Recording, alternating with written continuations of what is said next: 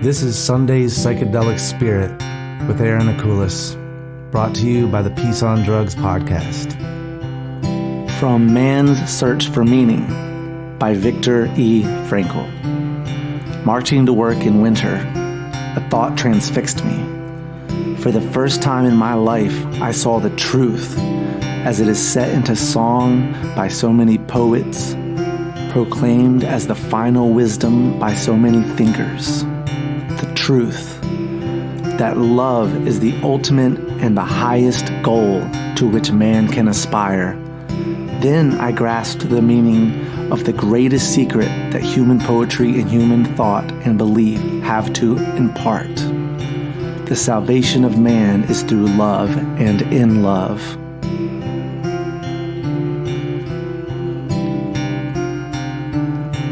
One more line from that book is, love goes very far beyond the physical person of the beloved. It finds its deepest meaning in his spiritual being, his inner self. I remember a podcast with Duncan Trussell where he did a monologue about the earth being encased in pure love. I don't remember exactly how he put it, and I have no idea which episode it was, so I'm just going to kind of reimagine it, explain it in the way I remember. So imagine the earth encased in pure love and forgiveness and understanding. It runs all through the earth's sky. And from the earth's soil sprout little living things that will show you the pure love that is all around you.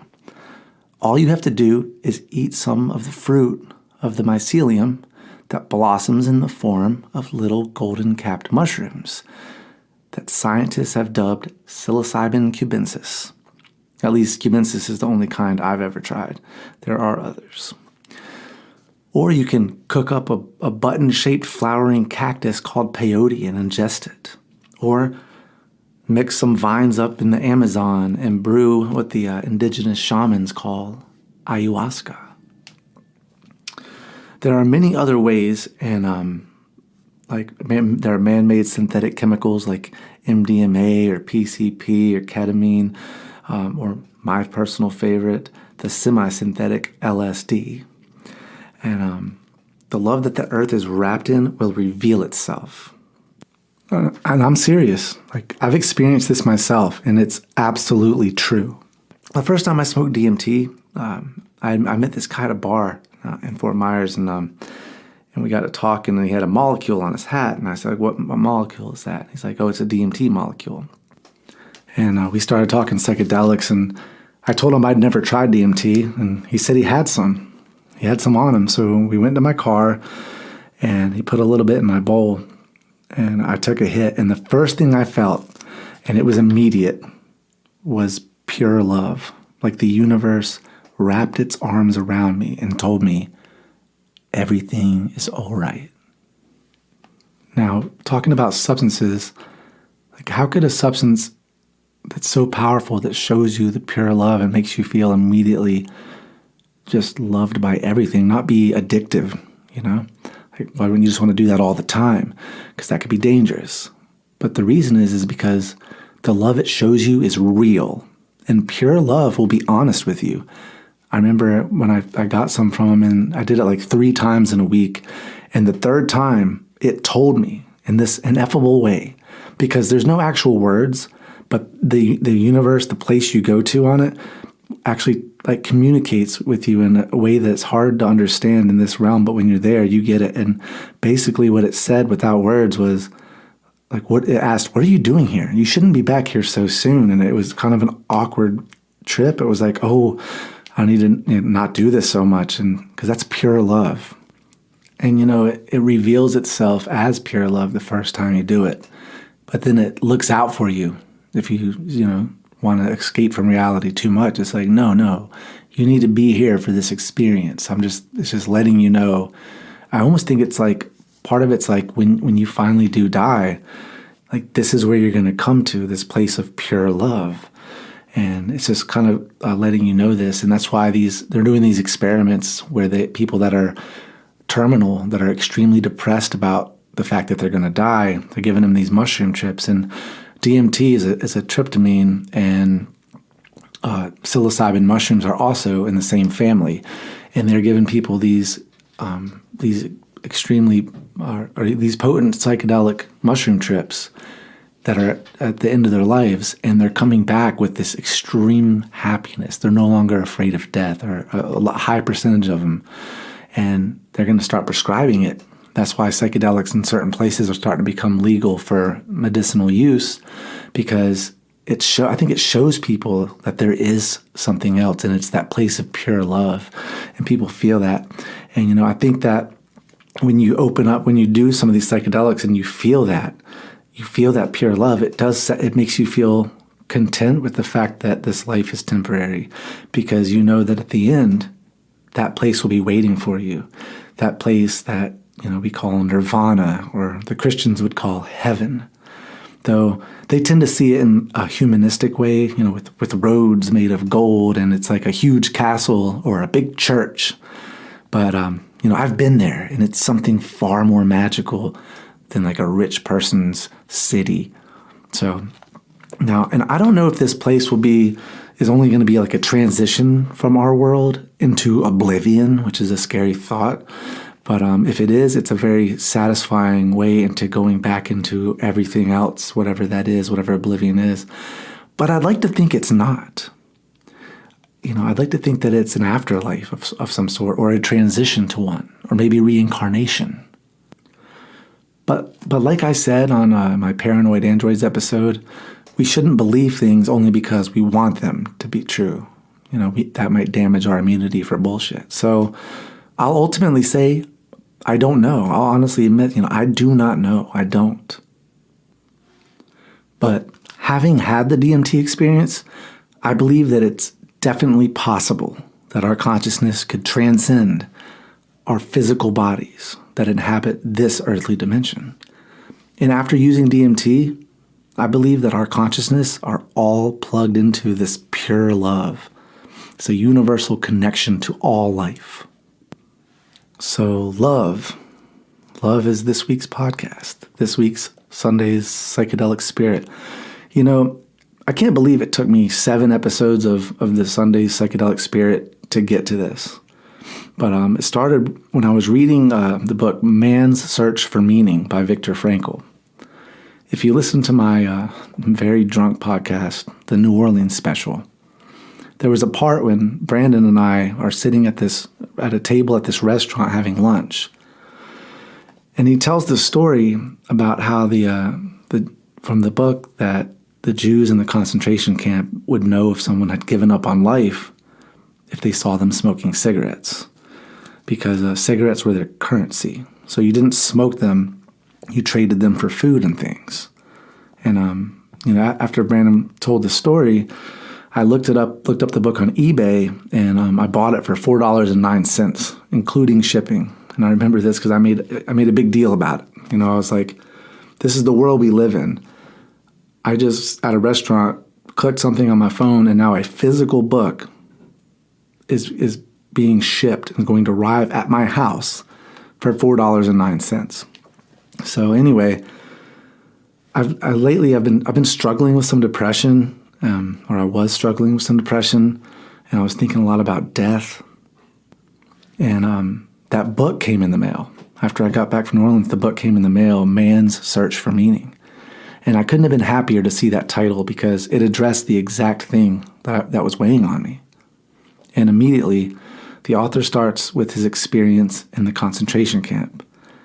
And it's so fucking awful what they had to go through. So tragic. And this wasn't a plane crash where people end up stranded and having to survive with nothing in the cold.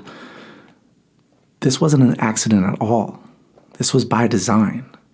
Human beings created a world where innocent women and children and men were gassed to death and burned, and others were imprisoned, and men were. And in the book, so when the men showed up to Auschwitz, the men were taken to one of two sides.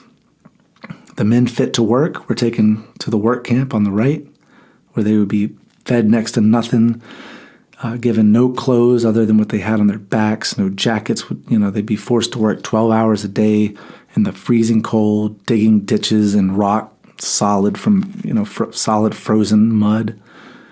If they became too ill or weak, they would join the others who were sent to the other side of Auschwitz.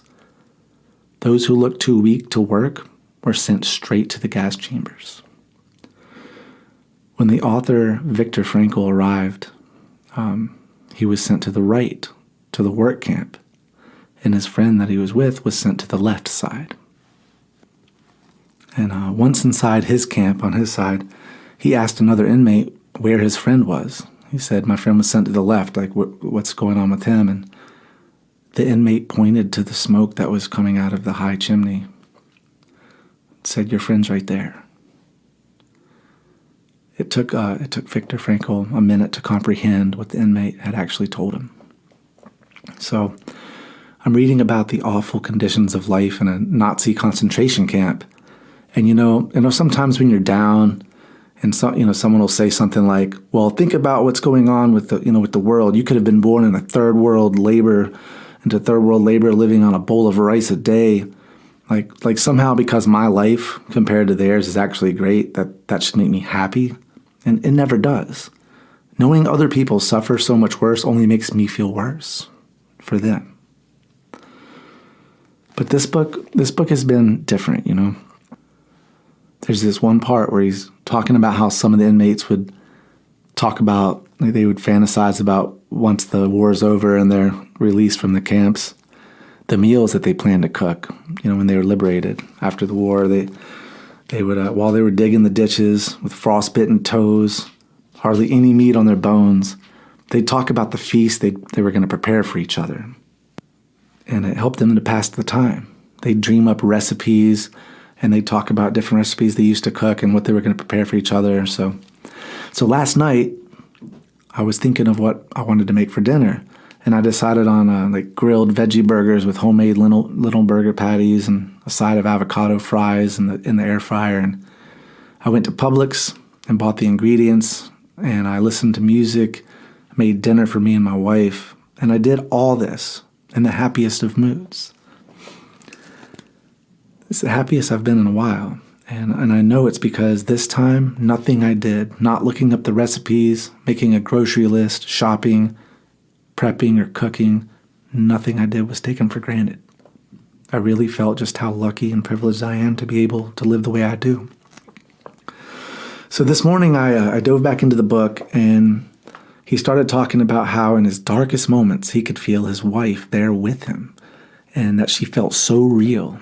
And he said, once all of your earthly possessions have been stripped away down to the meat on your bones, the shoes on your feet, they're almost gone, and you've almost lost the will to live. All that's left is pure love. The only thing giving you a shred of will to live is love. And so as soon as I read this, I knew that this week's Psychedelic Spirit was going to be love. It's the core of our existence, and it flows throughout the entire universe. So I'd like to read something from the Bible, from 1 John 4, verse 16. God is love. Whoever lives in love lives in God, and God in him. And I love that line, God is love, because if this is true, so would the inverse be true. Love is God. Love is God. I mean, just meditate on that idea. It's been said in a million ways, right? Love conquers all. All you need is love. There's a few other cool things about, things I read about love, little sayings like, life is the flower for which love is the honey. Love is the whole thing. We are only pieces. And I thought of an interesting thing to explain in an unusual way just how love flows through the universe.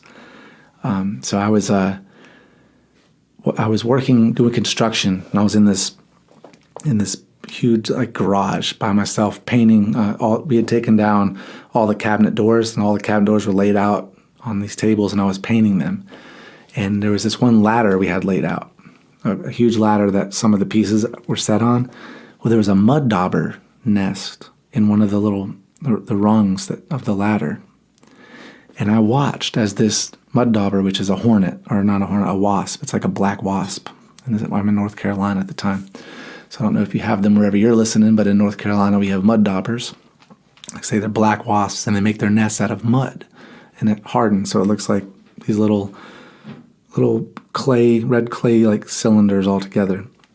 And I watched this wasp flying out and then bringing stuff back to the nest over and over again all day. And so I looked up the mud daubers, what he was doing, and it was so fascinating when I found out so what they do is they lay their young in the nest, and then to feed their young, this is just incredible to me, they actually fly out and find spiders, little spiders, and they sting the spiders with just enough venom to paralyze the spider but not kill the spider. Then they carry the spider to the nest, and they stuff the spiders into the nest so that when they're young, finally, whatever they do, hatch or become whatever happens, when they're ready to eat, they have food.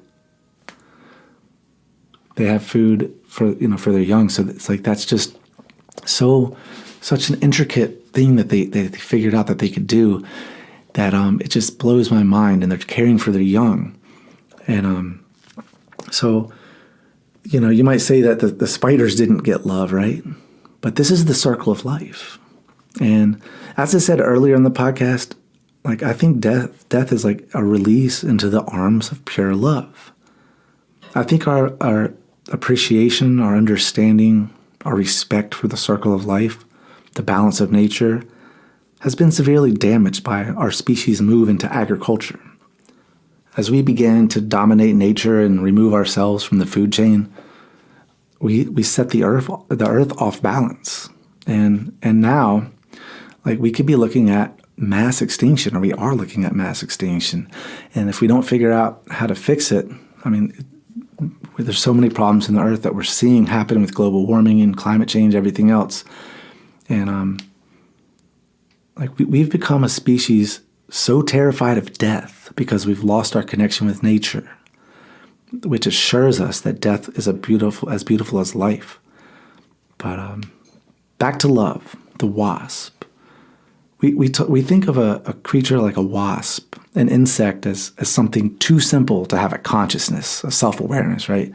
Like it's not aware of what it's doing any more than a calculator is aware of what it's calculating. But I find that equally as crazy. That wasp is performing such an intricate task in finding spiders that are the right size and species to be food, and then stinging them with just enough venom to paralyze but not kill them, carrying the paralyzed spiders to the nest of mud that the wasp herself built, and packing the spiders inside one by one. I actually watched this, like once I read about it, I actually looked closer at the wasp, and I could see it was carrying these little spiders. It was so crazy. And I think that, science studies nature, and I think it misses something very important, something that unseeable with our eyes, unknowable with our brains. All science is an interpretation of truth because all observations are through our own consciousness, making objective science impossible. I think that pure love is deeper than like oxytocin or the release of chemicals in our brain. I think that the wasp's understanding of its love for its young is real. Once we've gotten once we get to more intelligence by human standards, at least, species like mammals, we know the love that they feel is real because we can actually gauge it. They share many of the same neurochemicals as us. Those are things we should consider when we eat meat. Like I said earlier about our detachment from nature, if we hunt and kill something, we release it into pure love. But what of an animal's life in an industrial farm? All you see at the store is a package of burger meat and a brand name on a jug of milk. You don't feel the animal's suffering, which is real when her calves are taken from her far too young before she's ready to stop nursing them so that we can have the milk she produced for her young. We don't feel the pain of the calf's life who grew up in tight quarters until big enough to be slaughtered so you can have a burger at Wendy's. The point is that we should consider love in all of our decisions. Think about our ancestors, hunters and gatherers. They used every part of the animal they killed and only killed as many as they needed to feed the tribe. They never captured them and bred them into captivity and sold meat to neighboring tribes. They hunted in accordance with the circle of life, accordance with nature. They acted out of love. Love for the earth, for the prey, and for their tribe, their children. I remember reading the book Empire of the Summer Moon, and when the last of the Native American tribes of the Great Plains were forced onto government reservations, one of the chiefs who had fought against America and lived as a free tribesman and now was a prisoner to reservation life, his name was Quanah Parker, I believe. Quanah Parker. He was, years after he had been on the reservation, he was granted access to leave to take his grandchildren on a buffalo hunt to show them the ways of their people. But when they rode their horses out onto the great American plains, all they found were bones. The white settlers had near drove the buffalo into extinction. The Indians lived in the Americas for over 15,000 years, and their wildlife, their forests, were just the way that they'd found them when their ancestors first crossed the Bering Strait.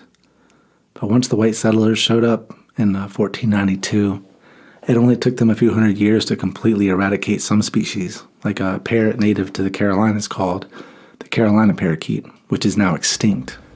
And the Carolina parakeet was a bird that went extinct probably because of the amount of love that they had for each other, a love that the settlers exploited. You see, the Carolina parakeet, they flew in flocks, and they would, eat on the crops that the settlers were growing. So again, this becomes a problem with agriculture because the farmers left with, what do you do about these birds that are eating the crops? My children are going to starve if these crops don't grow because they don't hunt and gather. They are an agricultural society.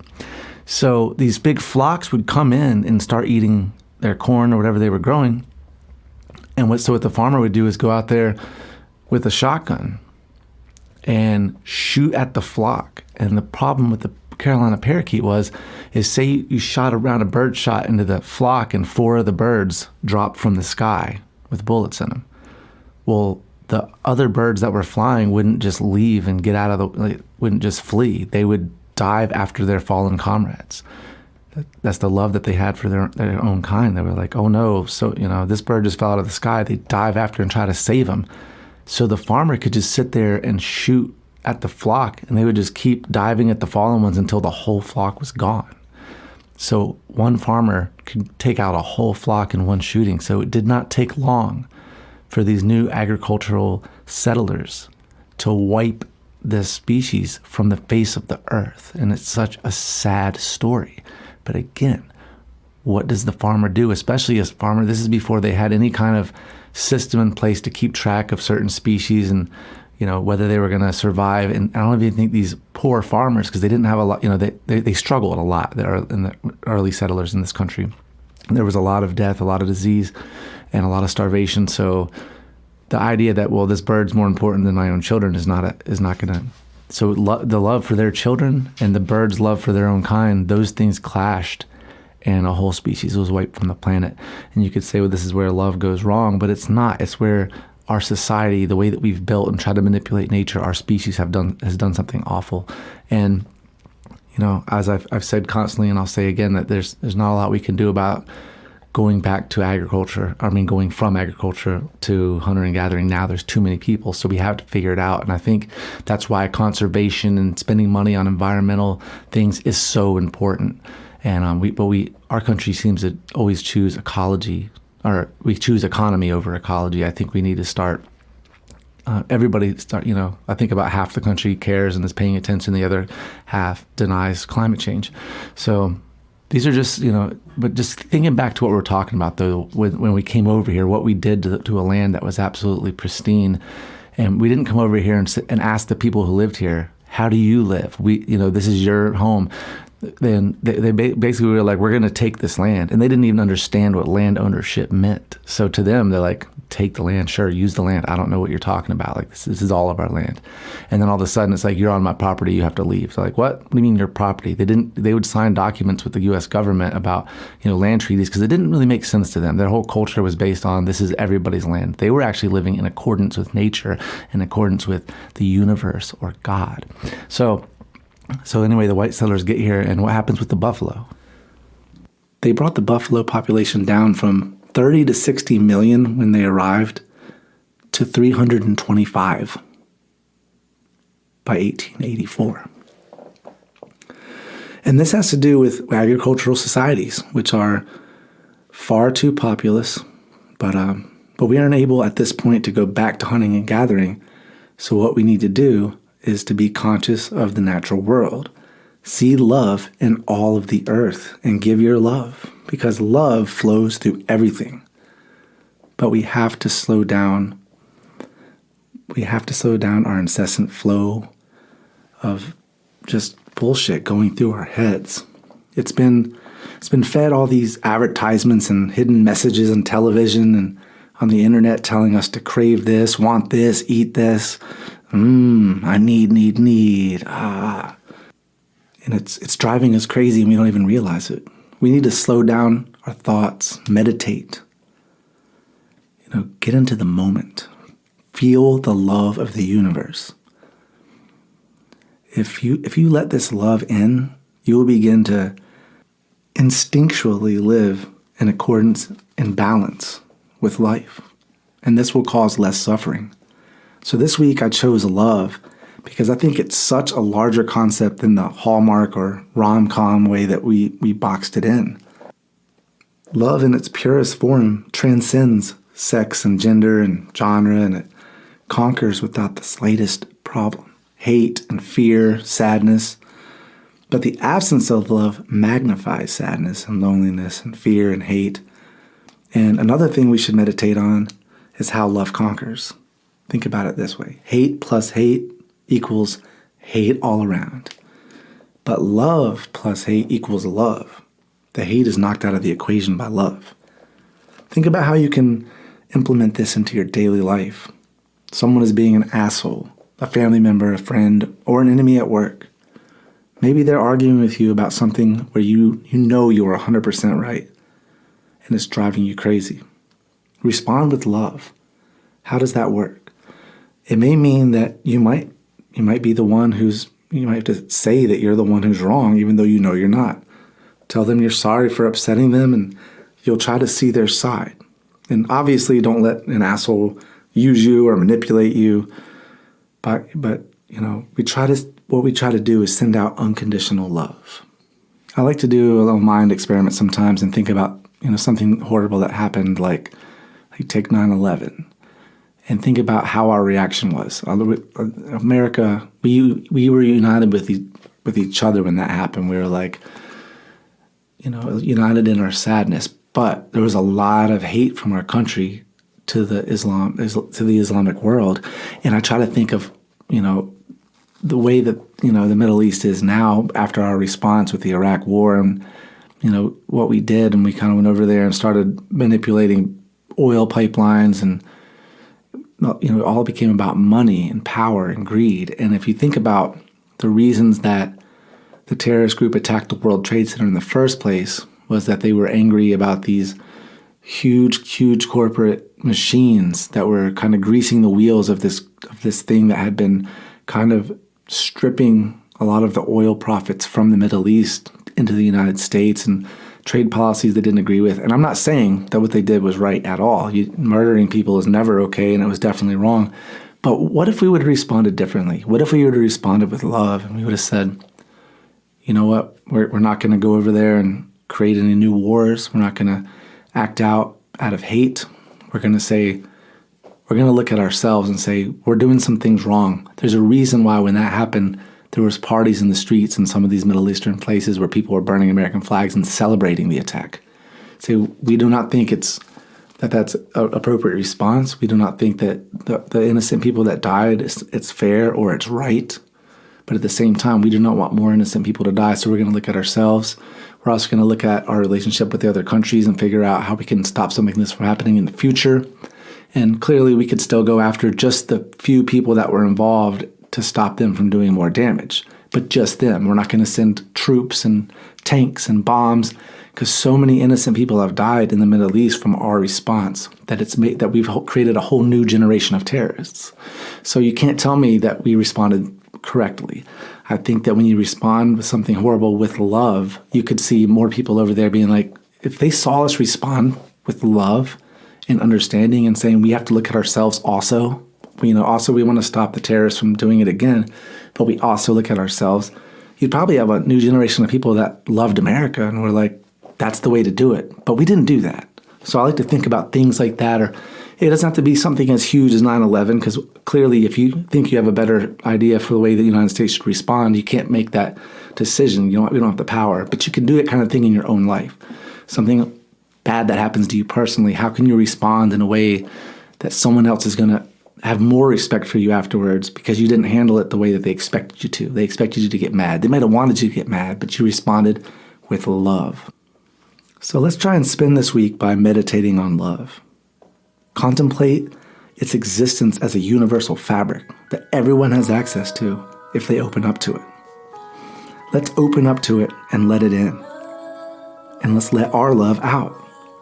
When you interact with people at the store or your job or the park, when you look into their eyes, see them as a person who has love to give and needs love to receive.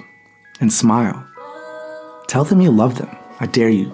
Tell a stranger. Say, I love you. And sometimes they'll be embarrassed and they don't know what to say, but they're never offended. And I've had people come up to me and say that to me, a few times in my life. And my buddy Joe actually was the first one I saw him do it to just say it to strangers. And some people would respond, I love you. Some people would look confused. So my response is always immediate. If anybody ever says, I love you, I go, I love you too. And I give them a big smile. And it's just, it's a cool interaction to have with somebody, with a stranger. So that's it for this week. Smile at the world. Let them know you love them. You love the planet. And the universe loves you too. As always, have a great week, month, year, life. We're going to let my wife, Megan, take us out of this one with a song.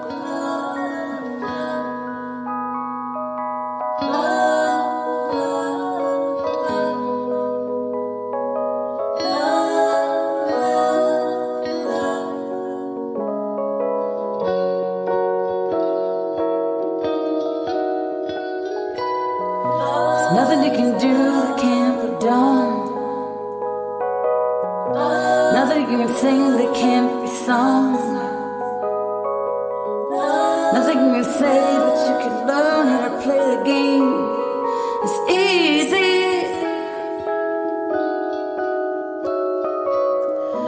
Nothing you can make that can't be made. No one you can save that can't be saved. Nothing you can do, but you can learn how to be you in time. It's easy. All you need is love. All you need is love. All you need is love. Love. Love is all you need.